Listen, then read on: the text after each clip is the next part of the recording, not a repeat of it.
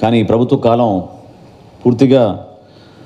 పూర్తవుతున్న సందర్భంలో ముఖ్యమంత్రి గారు కూడా ఎక్కడ కూడా ప్రెస్ కాన్ఫరెన్స్లు పెట్టరు, ఎవరితో కూడా చర్చించరు.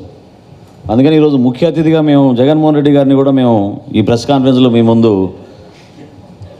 ఒక అద్భుతమైన ఆపర్చునిటీగా మేము భావిస్తున్నాం.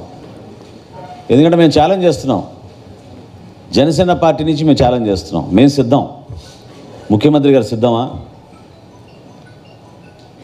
ఈ లెక్కలపైన చర్చించడానికి విజయవాడ నగరంలోనే తుమ్మలపల్లి కళాక్షేత్రంలో మనం జర్నలిస్టుల ముందు మనం కూర్చుందాం. ఈ రాష్ట్ర ప్రభుత్వం చేసిన అవకతవకలు, అవినీతి కార్యక్రమాలు, ఈ 5 సంవత్సరాల్లో వాళ్ళు ఏ విధంగా ప్రజల్ని మోసం చేసి, లెక్కలు తారుమారు చేసి ఈ రోజున అభాసపాలు అవుతున్నామో మీరందరూ కూడా గమనించాలి.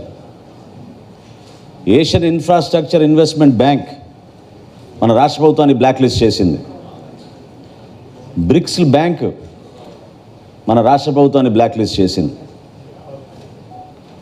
వీళ్ళు వ్యవహరిస్తున్న తీరు, వీళ్ళు ముఖ్యమంత్రి గారి ఆధ్వర్యంలో జరుగుతున్న ఈ పరిపాలన రాష్ట్ర ప్రజలకి సమాధానం చెప్పాలి, ఒక చర్చకు రావాలి. మేము ఆహ్వానిస్తున్నాం. సంస్కారంతో, మర్యాదతోటి జగన్మోహన్ రెడ్డి గారిని మేము ఆహ్వానిస్తున్నాం.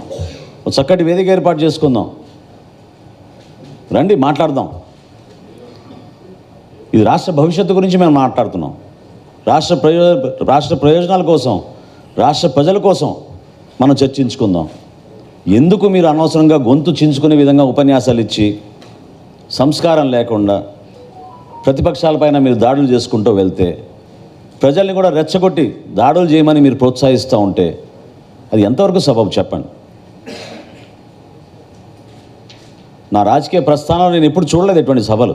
నాకు చాలా ఆశ్చర్యం కలిగించి ఆవేదనతోటి ఈ రోజున ఇటువంటి సభ ఏర్పాటు చేసి రాష్ట్ర ప్రజలకు తెలియాలనే ఒక ప్రయత్నం ద్వారా జనసేన పార్టీ నుంచి మేము చేస్తున్నాం.